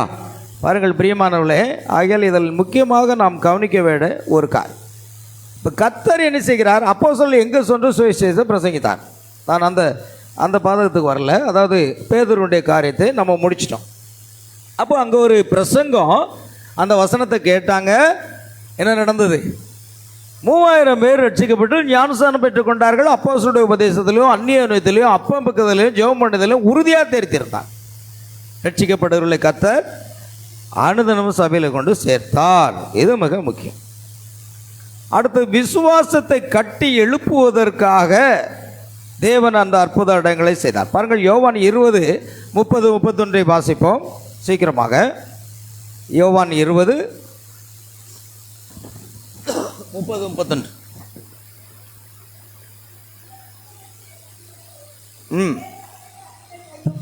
இயேசு தமது சீசருக்கு முன்பாக செய்தார்.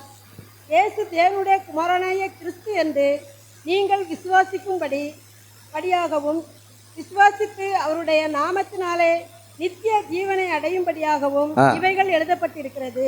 அல்லேலூயா. யோவான் 20ஆம் அதிகாரத்தை நாம் வாசிக்கிறோம் இல்லையா? யோவான் 20:30-31 வசனம். என்ன சொல்லியிருப்பார்? இந்த புஸ்தகத்தில் எழுதியிராத, அதாவது இந்த வேத புஸ்தகத்தில் எழுதியிராத அநேக அற்புதங்களையும் இயேசு தமது சீசருக்கு முன்பாக செய்தார். ஆனால் அந்த பைபிளில் என்ன செய்யலை? எழுதப்படாத அற்புதங்கள் நிறைய இருக்கு. இயேசு உலகத்தில் இருக்கும்போது செய்த அற்புதங்களை சீசர்கள் எழுதினாங்க. ஆனால் இன்னும் அநேக அற்புதங்களை எல்லாம் இந்த பைபிளில் என்ன செய்யலை? எழுதப்படலை. அப்போ அற்புதங்கள், அடையாளங்கள், சுகமளித்தல் எல்லாமே முக்கியத்துவம் வாய்ந்த ஒன்று தான். ஆமென். ஆனால் அதில் வார்த்தை இல்லை என்றால் அது நம்மை பரலோகம் கொண்டு சேர்க்காது, எடுத்துக்கொள்ளப்படுவதில் நாம் சொல்ல முடியாது. அங்கே என்ன இருக்க வேண்டும்? தேவனுடைய வார்த்தை இருக்க வேண்டும். அது மிக முக்கியம். ஏன்னா வார்த்தையை தான் அற்புதங்கள் அடையாளங்கள் செய்து அவர் என்ன செய்கிறார்? உறுதிப்படுத்துகிறார். கவனிங்க, கர்த்தருக்கு ஸ்தோத்திரம் உண்டாகட்டும். அடுத்ததாக நாம் பார்க்கிறோம், தேவனுடைய மகிமை வெளிப்படுத்துவதற்காக தேவன் இந்த காரியங்களை செய்கிறார். யோவான் 11:40 வசனம். யோவான் 11:40.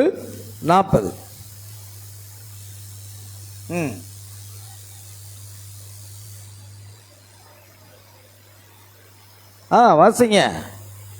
யோவான் 11:40.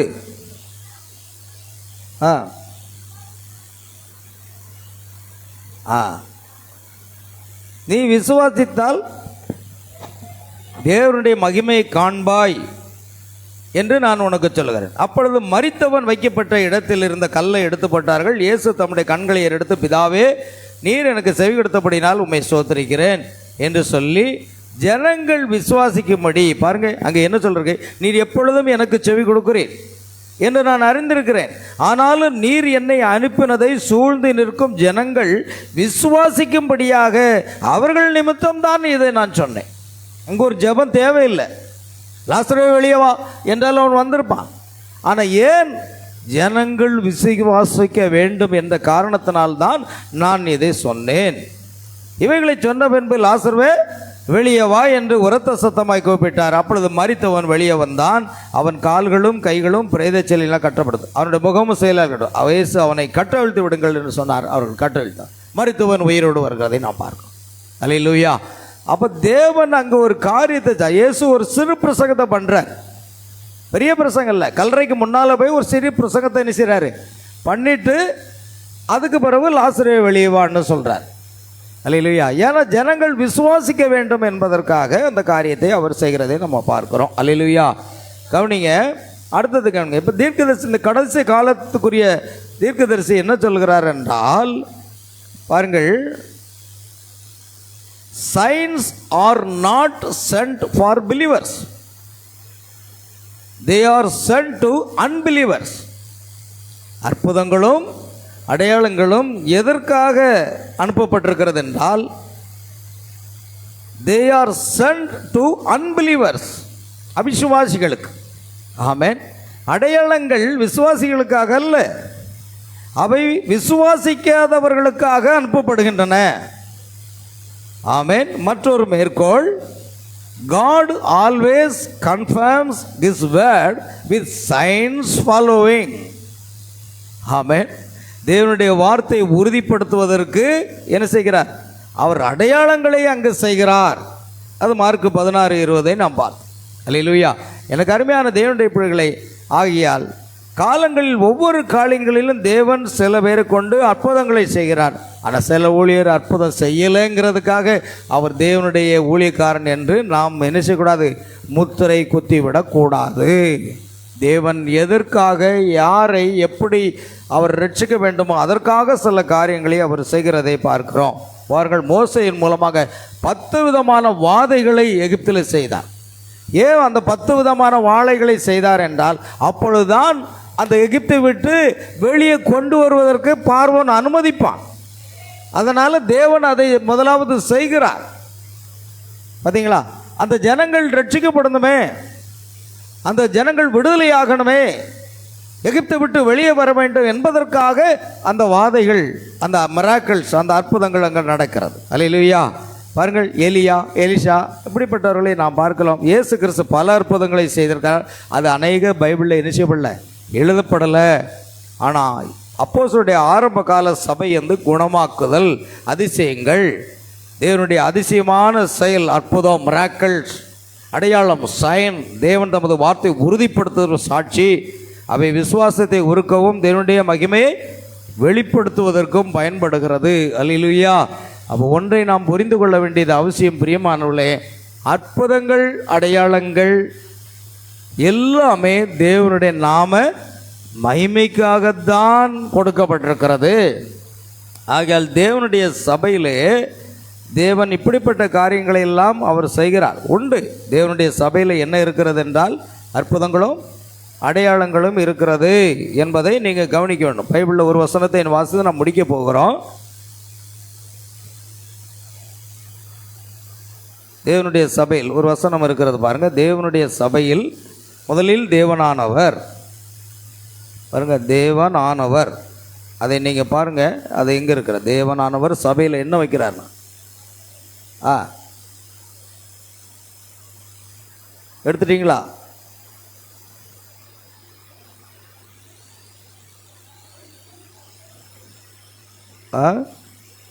ஒன்று கொரிந்தியர் 12:28 பாருங்க. தேவன் ஒரு சபையாக, அல்லது சபைங்கிறது ஒரு குறிப்பிட்ட கட்டடமும் கிடையாதுங்கிற நல்லா கவனிங்க. அதில் குறிப்பிட்ட ஜனங்கள் கூடுகிறது மட்டும் சபைன்னு இல்லை.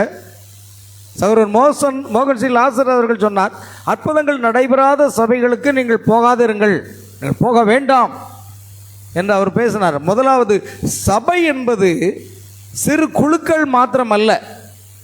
நாம் எல்லாம் சிறு சிறு குழுக்களாக இருக்கிறோம், உண்மை.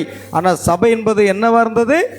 உலகம் முழுவதும் ரட்சிக்கப்பட்ட தேவனுடைய பிள்ளைகள் இணைந்தது தான் அவருடைய சரீரமாகிய சபை.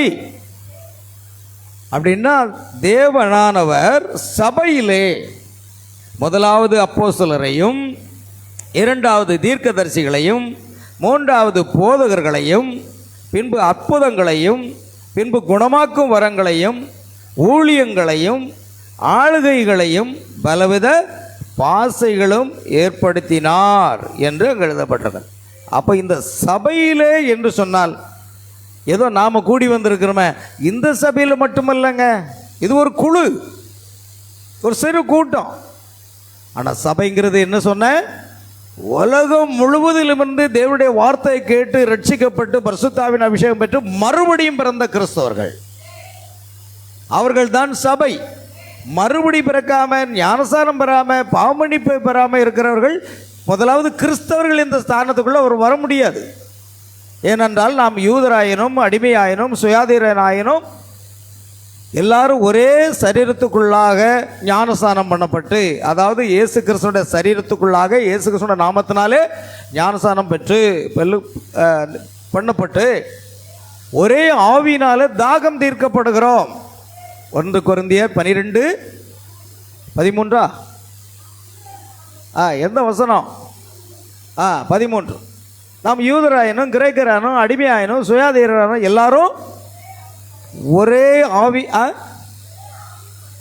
ஆவினாலே ஒரே சரீரத்துக்குள்ளாக, அந்த சரீரம் கர்த்தராகிய இயேசு கிறிஸ்துவின் சரீரத்துக்குள்ளாக ஞானஸ்நானம் பெற்றுக்கொள்ள வேண்டும்.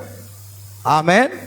ஆகையால் அப்படி ஞானஸ்நானம் பெற்று உலகம் முழுவதும் இருக்கிற தேவனுடைய பிள்ளைகள், பரிசுத்த ஆவியினுடைய அபிஷேகம் பெற்ற தேவனுடைய பிள்ளைகள், மறுபடியும் பிறந்த பிறகுகள், வேறு பிரிக்கப்பட்ட ஜனங்கள் சேர்ந்த ஒரு அமைப்பு தான் சபை. குறிப்பிட்ட சபைக்கு பார்க்க அற்புதங்கள் அடையாளங்கள் பெறாத சபைக்கு போக வேண்டாம் என்று சகோதரர் மோசல் இருக்கிற முதல்ல சபைங்கிறது இதுவல்லங்க, இது ஒரு குழுக்கள். சபைங்கிறது உலகம் முழுவதும் இருக்கிற தேவனுடைய பிள்ளைகள் இணைந்தது. ஏன்னா எடுத்துக்கொள்ளப்படுதல் நடைபெறும் பொழுது ஒரு குறிப்பிட்ட சபையிலிருந்து எடுத்துக்கொள்ளப்படுதல் அல்ல, உலகம் முழுவதும் இருக்கிற தேவனுடைய பிள்ளைகள் ஆங்காங்கே எந்த தேசத்தில் இருந்தாலும் அவர்கள் எடுத்துக்கொள்ளப்படுவார்கள். அப்ப சபை என்பது கிறிஸ்துவின் சரீரம். ஒரே சபை தான் உண்டு. இந்த கல்லின் மேல் என் சபையை கட்டுவேன். ஐ build in my church. ஏன் நாம கூடி வருகிற இந்த சிறு குழுவுக்கு கர்த்தராகிய இயேசு கிறிஸ்துவின் மகிமையின் சபை, glorious church of the Lord Jesus Christ. ஏன் பேர் வச்சிருக்கோம்? சபை இயேசு கிறிஸ்துனுடைய சபை தான் அது. அவருடைய பேர் தான் இருக்கணும். ஐ build in my church. இந்த என்ன செய்வேன்? நான் இந்த கல்லின் மேல் என் சபை. அந்த ஒரு சபை. ஆனால் நாம் குழுக்கள். சபை என்பது உலகம் முழுவதும் இருக்கிற தேவனுடைய பிள்ளைகள் இணைந்தது தான். நீங்களே கிறிஸ்துவின் சரீரமாயும் தனித்தனியே அவங்களாக இருக்கிறீர்கள். அப்போ இந்த தேவனானவர் சபையில் என்று சொன்னால் நாம் கூடி வந்திருக்கிற இந்த சிறு சபை அல்ல. ஆமென். உலகம் முழுவதும் இருக்கிறது தான் சபைனா, அந்த சபையில் தான் தேவன் என்ன வச்சிருக்காரு? அப்போஸ்தலர்களை வச்சிருக்கிறார். இப்போ நாம் இந்த குழுக்கத்தில் மத்தியில் நமக்கு 5 விதமான உண்டு ஊழியம். அப்போஸ்தலர், தீர்க்கதரிசி, சுவிசேஷகர், மேய்ப்பர், போதகர். இந்த 5 விதமான ஊழியமும் நம்முடைய சபையில் இருக்கா? எங்க சொல்லுங்கங்க, இருக்கா? இல்லை. இங்கே அப்போஸ்தலர் யார் இருக்கா? ஆமென். இங்கே தீர்க்கதரிசி இருக்கீங்களா? அப்புறம் சொல்கிறதுக்கு தயங்குறீங்க. இங்கே அப்படிலாம் ஆள் இல்லை. இங்கே ஒரு மேய்ப்பன் மட்டும்தான் இருக்கார். சில பேர் சுவிசேஷகர் இருக்கலாம். ஆனால் இந்த அப்போஸ்தலர், தீர்க்கதரிசி, சுவிசேஷகர், மேய்ப்பர், போதகர் என்பது உலகம் முழுவதும் இருக்கிற அந்த சபையில் நிச்சயம் இருப்பார்கள். ஒரு சிறு குழுக்கு மத்தியில் இந்த 5 விதமான ஊழியம் இருக்கணும் என்று நாம் சொல்லக்கூடாது. அது அப்படி அல்லவே இல்லை. அதனால்தான் தேவனானவர் சபையிலே முதலாவது அப்போஸ்தலர், 2வது தீர்க்கதரிசி, 3வது போதகர்கள், அடுத்து சுவிசேஷகர்கள், அப்புறம் மேய்ப்பர்கள், பின்பு அற்புதங்கள், பின்பு குணமாக்க வரும் ஊழியங்கள், ஆளுகைகள்னா ஒரு குறிப்பிட்ட ஒரு கூடுற அந்த ஜனங்களுக்கு மத்தியில் இல்லைங்க, உலகம் முழுவதும் இருக்கிற அந்த சபை என்று அழைக்கப்படுகிற கிறிஸ்துவின் சரீரத்தில் இந்த அற்புதங்கள், அடையாளங்கள், இந்த 5 விதமான ஊழியர்களும் நிச்சயம் இருப்பார்கள். புரிகிறதா? அல்லேலூயா. ஆகையால் கடைசியாக நாம் வருகிறோம். இது பெரிய சர்ச்சையாகிவிட்ட ஒரு காரியம். சகோதரர் மோசல் பேசுனதை நான் வீடியோ உங்களுக்கு போட்டு காமிச்சிட்டேன். அதனால் நான் அவரை குற்றப்படுத்தலை. ஆனால் ஒன்று, அவர் கொஞ்சம் அன்போடு கூட செய்திருக்கணும். ஏன்னா வேதம் சொல்லுது சகலமாக என்ன செய்யுது? அன்போடு கூட செய்ய. சகல காரியங்களும் அன்போடு நம்ம செய்யப்பட வேண்டிய இருக்கிறது. அப்படின்னா என்ன செய்யணும்? பொதுவாக எல்லா சபைகளிலும் என்ன நடக்கணும்? ஆதி திருச்சபையில் நடந்த அற்புதங்கள், அடையாளங்கள், அது மட்டும் இல்லை, ஆதி திருச்சபையில் கொடுத்த இயேசு கிறிஸ்துவோட நாமத்தில் உள்ள ஞானஸ்நானமும் கொடுக்கப்பட வேண்டும் என்று பேசியிருக்க வேண்டும். இன்னைக்கு பொதுவாக என்ன அப்படின்னா நான் பார்க்குறேன், ஒவ்வொரு போதகர்களும் ஒவ்வொரு விதமான கருத்தை சொல்லி நான் தான் சரியாக இருக்கிறேன் என்று நினைக்கிறார்களா? அதுதான் தவறு. நாம் யாரும் சரியல்ல. எந்த போதகராக இருந்தாலும் யாராக இருந்தாலும் எல்லா இடத்துல என்ன இருக்கிறது? குறைவு இருக்கிறது. நம்முடைய அறிவு குறைவு. நாம் சத்தியத்தை அறிந்து கொண்டதும் குறைவு தான் பைபிளில் பவுல் எழுதுகிறார். அல்லேலூயா.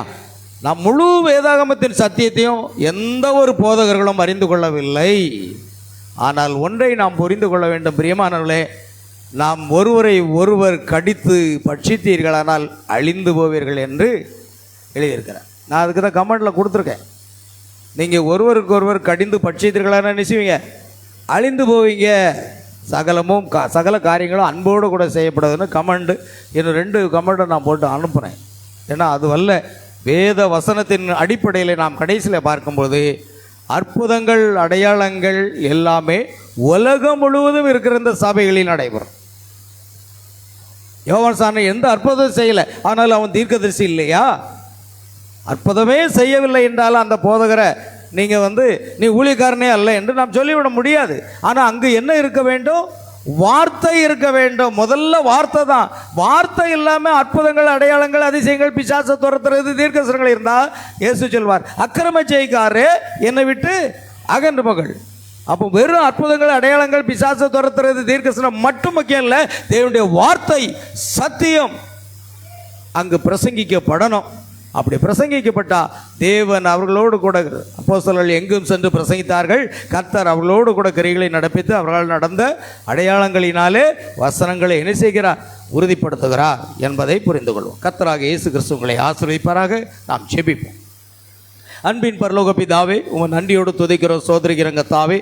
ஆசீர்வதிக்கப்பட்ட இந்த மாலை வேளையிலும் தேவ சமூகத்தில் நாங்கள் கூடி வந்து உம்மை துதித்து உம்மை பாடி உம்மை ஆராதித்து மகிமைப்படுத்தவும் உடைய வார்த்தை கேட்கவும் எங்களுக்கு கிருபை தந்தீரே. ஸ்தோத்திரம். ஆம் கர்த்தாவே, உம்மை துதிக்கிறேன் ஐயா. ஆண்டவரே, அற்புதங்கள் இல்லாத ஒரு குழுக்கள் இருக்கலாம், ஆனால் உலகம் முழுவதும் இருக்கிற தேவனுடைய சபையில் அற்புதங்கள் அடையாளங்கள் உண்டு என்று வேதம் சொல்கிறது. உலகம் முழுவதும் இருக்கும் சபையில் அப்போஸ்தலர், தீர்க்கதரிசி, சுவிசேஷகர், மேய்ப்பர்கள், போதகர்கள் இருப்பார்கள் என்றும் வேதம் சொல்லுகிறது. ஆகையால் சபை என்பது ஒரு குழு மட்டும் அல்ல ஆண்டவரே, ஒரு பெரிய கட்டடம் அல்ல ஆண்டவரே. கர்த்தாவே, அது கிறிஸ்துவினுடைய சரீரம் என்று சொல்லப்பட்டிருக்கிறது. ஆகையால் கிறிஸ்துவின் நீங்களே கிறிஸ்துவின் சரீரமாயும் தனித்தனியே அவயங்களாக இருக்கிறீர்கள் என்று சொன்ன அந்த வார்த்தை படி. ஆனால் ஆண்டவரே, அது இருக்க வேண்டும் என்று நாங்கள் பார்த்தோம். இன்றைக்கு ஜனங்கள் சொல்றாங்க, எங்கள் சபை தான் பெரிய சபை, எங்கள் சபை தான் எல்லாம் மேன்மையான சபை, எங்கள் பாஸ்டர் அப்படி இப்படி லண்டனில் படித்தவர் என்று மேன்மை பாராட்டி கொண்டிருக்கிறார்கள். ஆனால் மேன்மை பாராட்டுகிறவன் கர்த்தரை குறித்தே மேன்மை பாராட்ட வேண்டும் என்றும், மேன்மை பாராட்டுகிறவன் சிலுவை குறித்தே மேன்மை பாராட்ட வேண்டும் என்று வேதம் சொல்கிறபடினாலே அப்படிப்பட்ட கிறிஸ்தவர்கள் ஆண்டவரே இன்றைக்கு பெருக வேண்டுமா ஜெபிக்கிறோம். ஆகையால் சிறு சிறு குழுக்களாக இருக்கிற தேவனுடைய பிள்ளைகள் ஆண்டவரே, சிறு சிறு சபைகளாக இருக்கிற தேவனுடைய பிள்ளைகள் மத்தியில் அற்புதங்கள் அடையாளங்கள் அதிசயங்கள் நடக்க கிருபை செய்யும்படியாகும். அதே நேரத்தில் அவர்கள் சத்தியத்தை ஆண்டவரே, வார்த்தையை, தேவனுடைய வார்த்தை முழுமையாக பிரசங்கிக்கத்தக்கதாகவும் தேவன் கிருபை செய்ய வேண்டுமா ஜெபிக்கிறோம். வெறும் அற்புதங்கள் அடையாளங்கள் மட்டும் இருந்தால் போதாது, அங்கு தேவனுடைய வார்த்தை அவசியம் என்பதை பார்க்கிறோம். ஆகையால் முதலாவது தேவனுடைய வார்த்தை பிரசங்கித்தல், பின்பு அற்புதங்கள் அடையாளங்கள் நடைபெறுகிறது. ஆண்டவரே, ஒன்று இருந்து ஒன்று இல்லை என்றால் அதனால் எந்த ஒரு பிரயோஜனமும் இல்லை.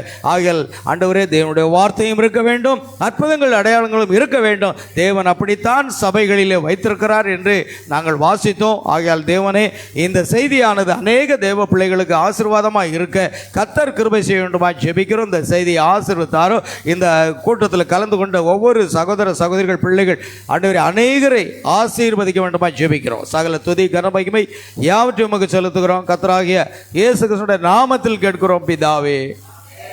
என் ஆத்மாவே கர்த்தரை ஸ்தோத்ரி, என் முழு உள்ளமேருடைய பரிசுத்த நாமத்தை ஸ்தோத்ரி. என் ஆத்மாவே கர்த்தரை ஸ்தோத்ரி, கர்த்தர் செய்த சகல உபகாரங்களையும் மறவாதே. ஆமென். நம்முடைய கர்த்தராகிய இயேசு கிறிஸ்துவின் கிருபையும் தேவனுடைய அன்பும் பரிசுத்த ஆவியுடைய ஐக்கியமும் சந்தோஷமும் சமாதானமும் சுகமும் பலமும் ஆசீர்வாதங்களும் நம் அனைவரோடும், நம்முடைய குடும்பத்தார் அனைவரோடும், சகல பரிசுத்தவான்கள் அனைவரோடும் என்றும் என்றும் சதா காலமும் நிலைத்திருப்பதாக. அல்லேலூயா. Praise the Lord. கர்த்தராகிய இயேசு கிறிஸ்து உங்கள் ஒவ்வொருவரையும் ஆசீர்வதிப்பாராக. God bless you.